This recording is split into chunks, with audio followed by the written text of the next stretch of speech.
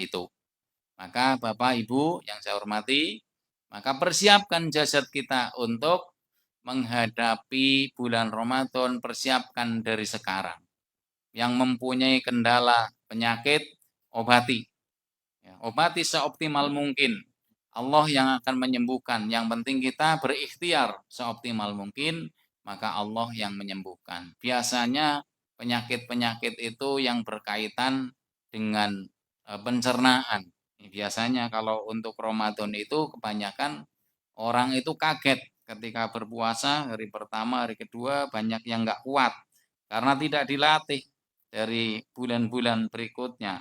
Kalau yang sudah dilatih dan dipersiapkan fisiknya dari mulai bulan Rajab ini, insya Allah ketika masuk bulan Ramadan sudah tidak ada kendala. Kalau yang masih punya penyakit hendaknya terus diobati. Ya, biasanya kaitannya tadi dengan naiknya asam lambung. Nah, ini sebenarnya agak mudah untuk menghadapi itu. Kalau saya sedikit punya resep, kalau yang punya asam lambung biasanya perih lambungnya dari mulai sekarang itu bisa minum rendaman dari irisan jeruk nipis ya. Satu jeruk nipis dicuci bersih dengan kulitnya, diiris-iris, terus satu batang sereh juga diiris-iris ya, dicuci bersih tentunya dengan air yang mengalir semuanya. Terus paling setengah ibu jari segini ini jahe, setengah ibu jari kunyit sayur, terus sekitar satu jempol kencur ya, kencur buat masak itu. Nah, nanti semua diiris tipis-tipis atau bisa juga dikeprek. Nanti masukkan ke gelas yang agak besar, siram dengan air panas, tutup ya, direndam di situ semua bahan itu di situ. Nah, itu buat peranti diminum. Untuk apa? Untuk mengatasi biasanya yang sudah mempunyai kendala lambung. Kalau makan berminyak sedikit langsung naik biasanya perih ke sini. Kalau biasanya makan pedas juga langsung ya naik dan kaitannya biasanya dengan hipertensi biasanya juga kalau asam lambungnya naik biasanya terus tensinya naik. Nah, ini cukup ampuh sebenarnya untuk mengatasi itu hanya dengan itu tapi rutin setiap hari minum itu. Insya Allah ini persiapan dari jasad kita untuk mempersiapkan diri menghadapi bulan Ramadan yang akan datang dimulai dari bulan Rajab ini. Yang selanjutnya bisa dipersiapkan idatul mal. Ya. Persiapan harta kita, persiapan apa namanya ya mal kita, harta yang kita punya. Ya. Untuk apa? Untuk menghadapi bulan Ramadan. Bukan untuk menghadapi bulan Syawal. Nah, tradisi yang terjadi di kita, di masyarakat kita itu biasanya orang nabung atau apa arisan ya? Nabung ya, nabung di RT misalnya, nabung untuk lebaran gitu. Kayaknya kurang pas lah Bu. Kalau kita mengikuti anjuran baginda Rasulullah Muhammad SAW, itu maka persiapan yang harus disiapkan secara mal kita adalah untuk menghadapi bulan Ramadan. Maka dari mulai minimalnya bulan Rajab masuk, kita sudah menyisihkan ya harta kita sedikit dari penghasilan kita, sebagian dari penghasilan kita untuk menghadapi bulan Ramadan. Karena apa? Karena nanti di bulan Ramadan itu bulan yang paling istimewa di antara bulan-bulan yang lain, termasuk juga lebih istimewa dibanding dengan bulan haram ini. Karena kalau di bulan haram ini tadi saya jelaskan di depan bahwa ketika kita beramal soleh, ya, bersedekah misalnya, maka kita hanya akan dilipat gandakan 2 kali lipat. Tetapi kalau di bulan Ramadan itu sampai tak terhingga nanti.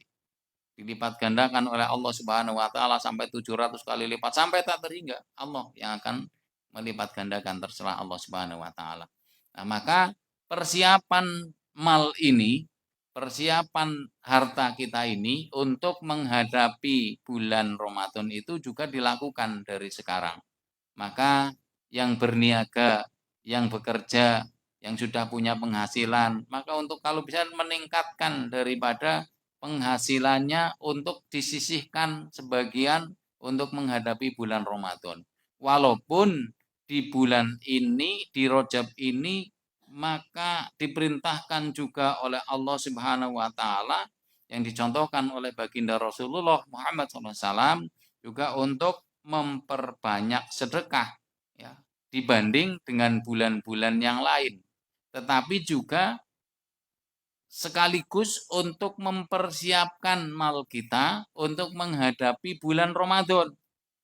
Ini yang agak kesusahan itu sekarang ini karena kondisi ekonomi agak susah ya, dalam berniaga juga punten modalnya besar tapi untuk cari keuntungan sekarang susah. Persaingan luar biasa secara ekonomi agak tidak berputar, bertahan untuk makan sudah luar biasa alhamdulillah. Tapi yakinlah ketika kita masuk bulan Rajab dan terus berdoa seperti yang diajarkan baginda Rasulullah Muhammad SAW, maka kita akan mendapat keberkahan bulan Rajab. Allah akan berikan ya, rizki min haitsu la yahtasib, dari jalan yang tidak disangka-sangka karena keimanan ketakwaan kita kepada Allah Subhanahu wa taala. Terus kita meminta kepada Allah Subhanahu wa taala, berdoa untuk diberkahi di bulan Rajab, diberkahi di bulan Sya'ban dan disampaikan umur kita di bulan, maka kita sisihkan untuk menghadapi bulan Ramadan sekaligus menyisihkan untuk beramal berinfak di bulan Rajab ini, meningkatkan amal-amal yang berkaitan dengan harta kita. Gitu. Ini biasanya memang paling berat, Pak Bu. Masalah harta ini paling berat.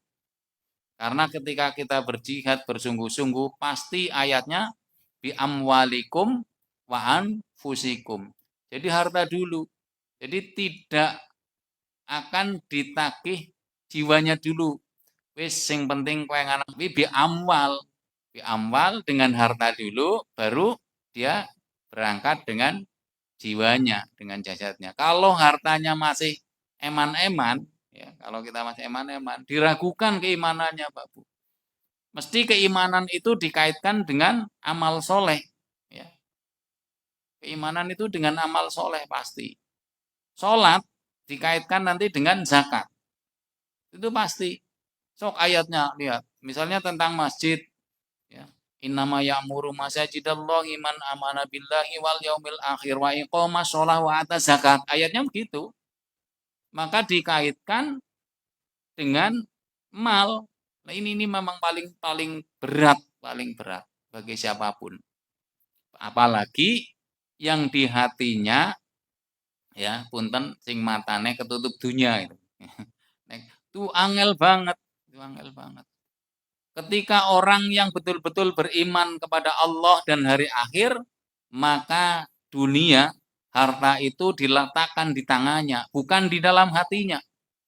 Maka berbeda dengan orang-orang yang dia kurang keimanannya kepada Allah dan hari akhir, maka dia akan meletakkan hartanya itu di dalam hatinya, bukan di tangannya.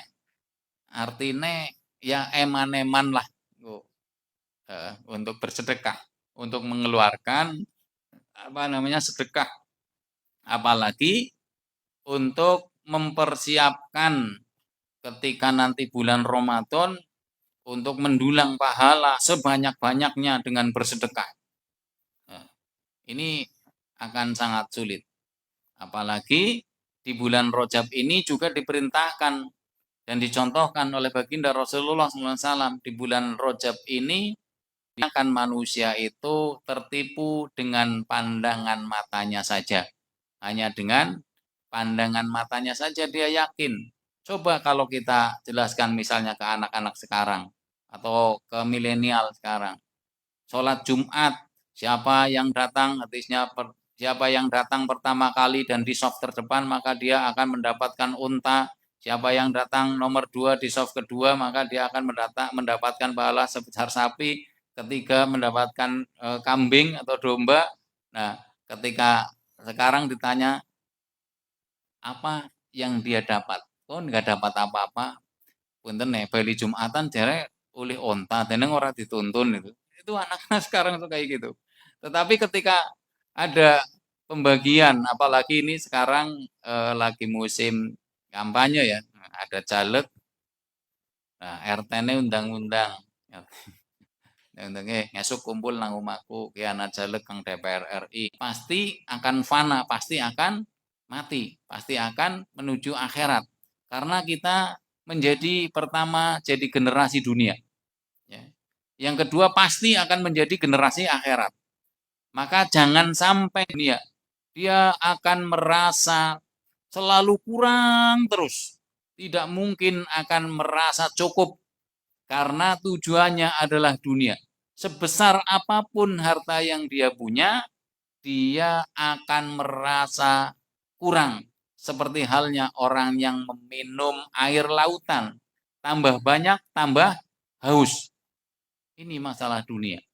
Tetapi ketika cita-citanya adalah untuk mencapai akhirat, kehidupannya untuk negeri akhirat, maka dunia akan mengikutinya, akan datang, akan tunduk kepadanya dengan hina.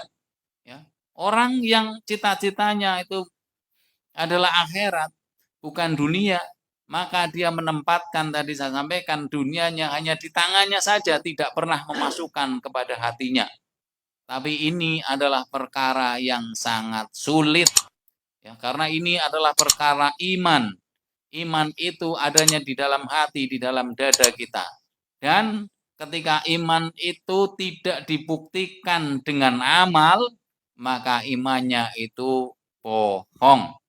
Maka ketika sudah mengatakan, saya beriman kepada Allah, saya beriman kepada hari akhir, saya beriman kepada hari pembalasan, maka dia harus membuktikan bahwa dia tidak sayang, tidak eman-eman, ya, tidak betitil, tidak gegem kencang ketika untuk beramal untuk dirinya, untuk keselamatannya di akhirat kelak.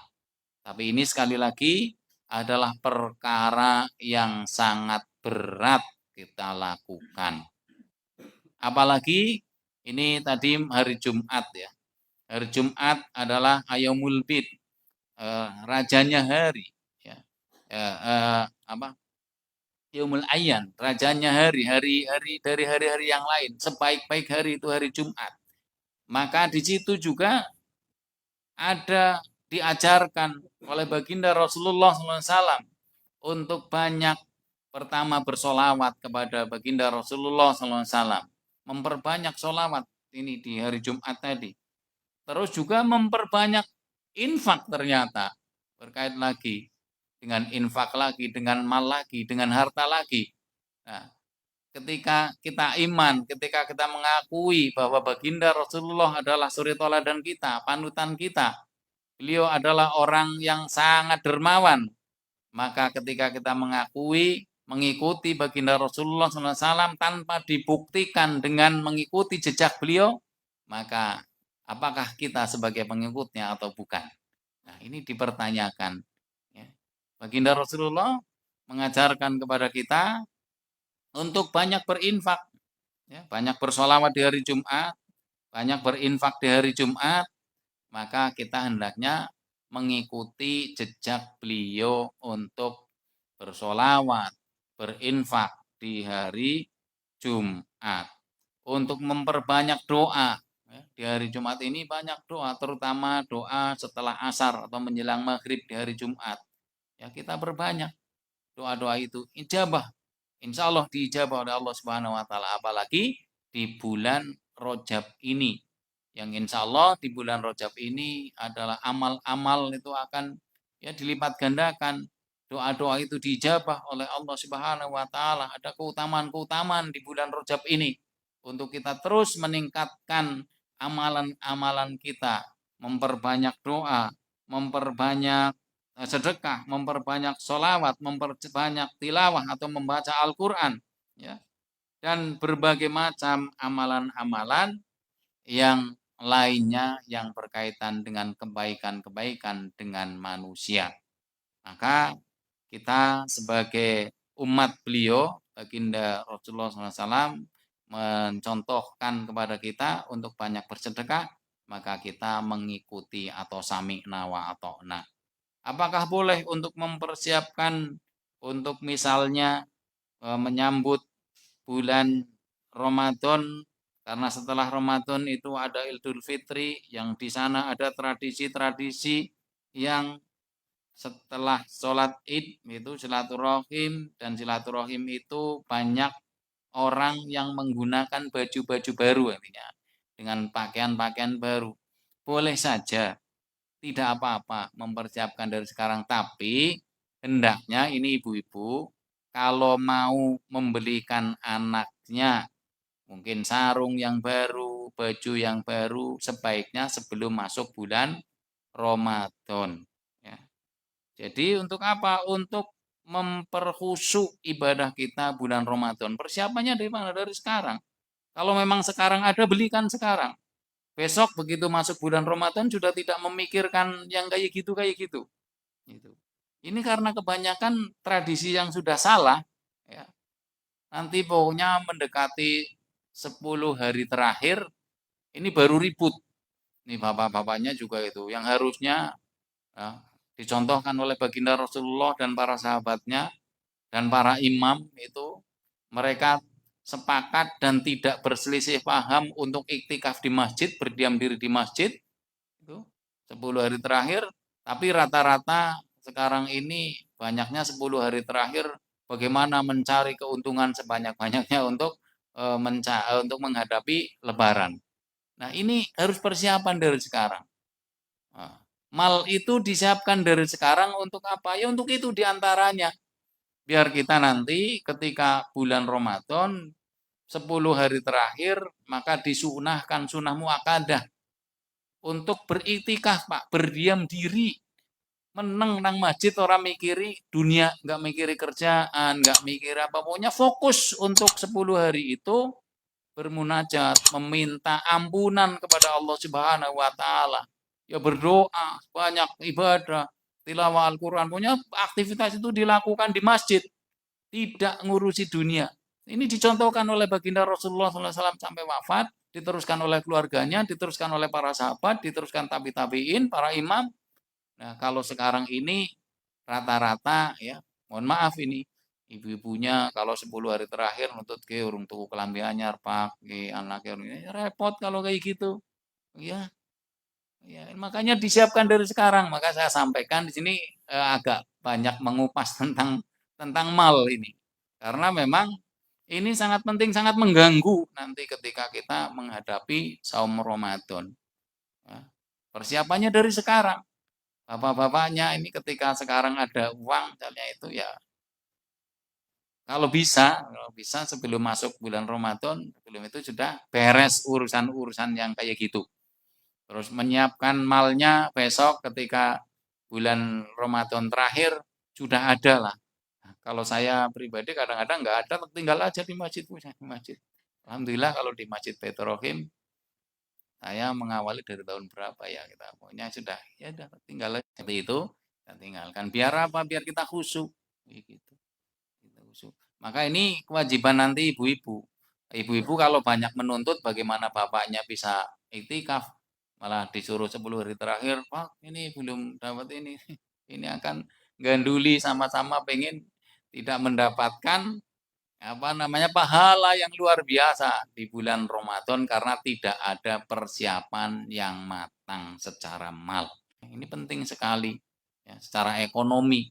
Secara ekonomi bahu membahu, saling membantu di antara sesama muslim.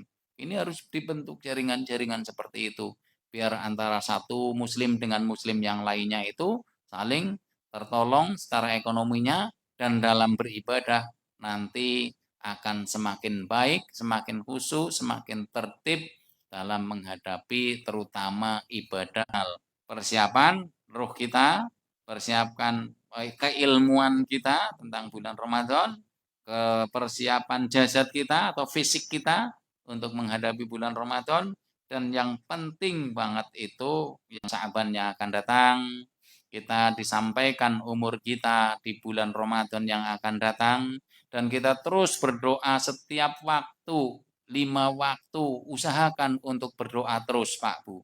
Untuk berdoa terus, minta diberkahi bulan Rajab ini, bulan Sa'ban, dan minta dipertemukan dengan bulan Ramadan, ya, karena kita nggak tahu kapan kita akan dipanggil oleh Allah Subhanahu wa taala. Mungkin kita sekarang ini kelihatannya sehat, tapi belum tentu kita akan sampai ke bulan Ramadan. Maka mintalah terus untuk dipertemukan bulan-bulan Ramadan yang akan datang.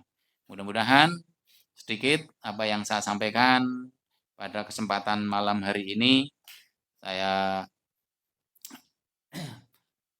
sampaikan, mudah-mudahan ada manfaatnya untuk kita semua, untuk saling mengingatkan, untuk saling menguatkan di antara kita, biar kita bersama-sama menghadapi bulan Ramadan yang akan datang, menjalani bulan Rajab dan bulan Sa'ban itu dipenuhi dengan keberkahan Allah Subhanahu wa taala, keberkahan umur, keberkahan rizki, keberkahan keluarga, yang insya Allah itu akan membawa kita ke jannahnya Allah Subhanahu wa taala. Amin ya rabbal alamin.